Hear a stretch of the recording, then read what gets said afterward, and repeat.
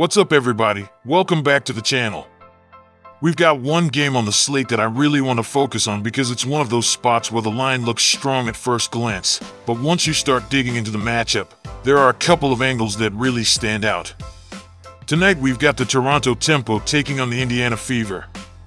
Indiana comes into this one laying 8.5 points, with the total sitting at 176.5. And on the surface, I get why the Fever are favored here. They're at home, they've got momentum, they've got the crowd behind them, and they're facing a Toronto team that's dealing with some injury issues. But for me, this is exactly the kind of game where you have to ask whether the market has pushed the number a little too far. Let's get into it. First off, I can understand the case for Indiana here. They've been playing with more confidence lately, they've strung together 3 straight wins, and anytime you're walking into Gainbridge Fieldhouse with the home crowd behind you, that gives the Fever a real lift. There's no question that momentum matters in a spot like this, and right now Indiana has it. But even with all that going for them, I still don't love laying 8.5 points. That's a pretty demanding number, and Indiana hasn't really been the kind of team I want to trust blindly when they're expected to win by margin. They've had some solid results against the number, but they haven't exactly been a team that consistently slams the door when they get a lead. More often than not, they leave just enough room for an opponent to hang around, and that's exactly the kind of thing that makes a big spread dangerous. And that's why Toronto is still very much in play here. Even with the injuries, this is a team that can make things uncomfortable. They can create pressure on the ball, they can force bad decisions, and they can speed the game up in a way that takes an opponent out of rhythm. That's a big reason I think Toronto has a real chance to stay inside the number, because this matchup actually lines up better for them than it might look at first glance. The biggest edge I see is in the turnover battle. Toronto has been doing a good job forcing mistakes, while Indiana has had stretches where they've been a little loose with the ball. If Toronto can turn this into a scrappier, messier game, that spread starts to get a lot harder to cover. The more possessions that end in turnovers or rushed shots, the more valuable those 8.5 points become. Then you look at how Indiana wants to score.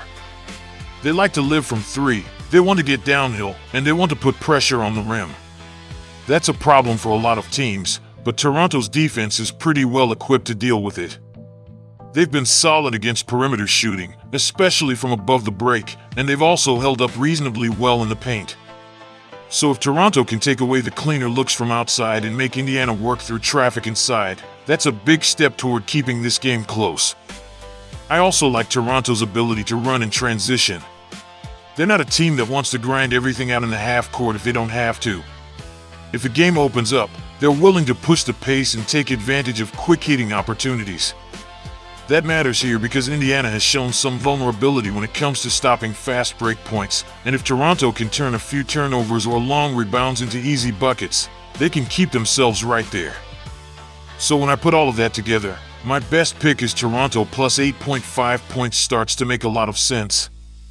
I'm not saying they're the better team overall. I'm saying they're the kind of live dog that fits this matchup well.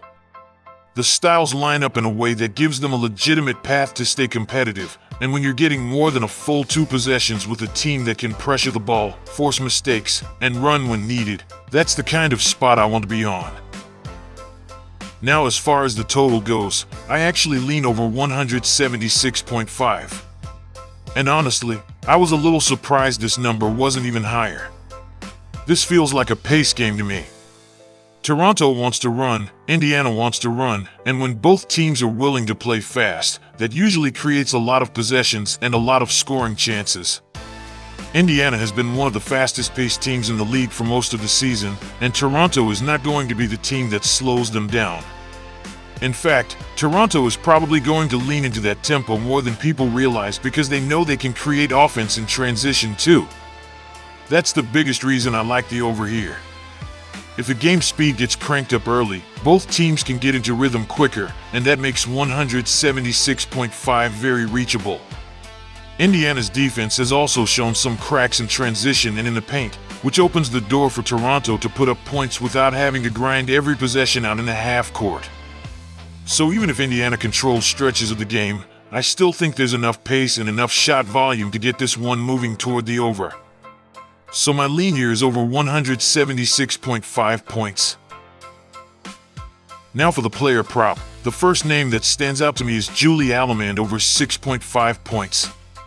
This is a really interesting spot because she's been shooting the ball well, and when you look at the way she scores, it makes sense in this matchup.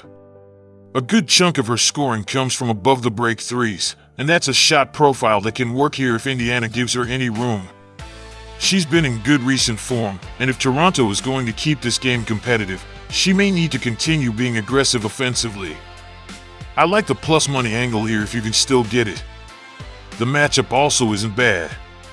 Indiana has not been elite defending guards overall, and if Allemand gets into rhythm early, 6.5 is a number she can absolutely clear.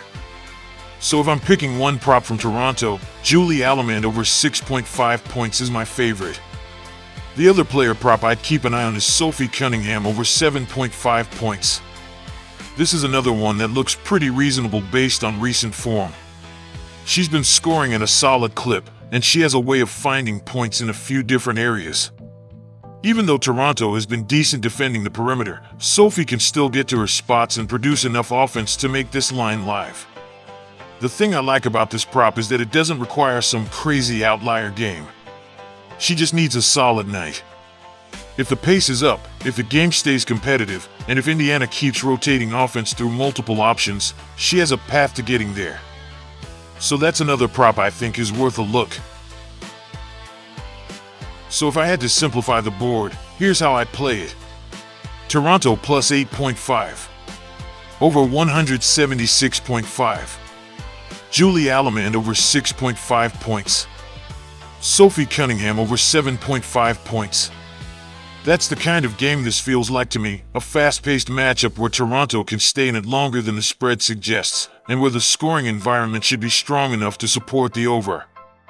The biggest thing I'm watching in this one is whether Indiana can actually separate late. If they don't, then Toronto plus the points becomes even stronger. And if the tempo stays high, the over should have a real shot too. So that's where I'm landing today. If you enjoyed the video, make sure to like, subscribe, and share it with somebody who's betting these games tonight. It helps the channel a lot, and it lets me keep bringing you these daily picks and breakdowns. And I'll catch you in the next one.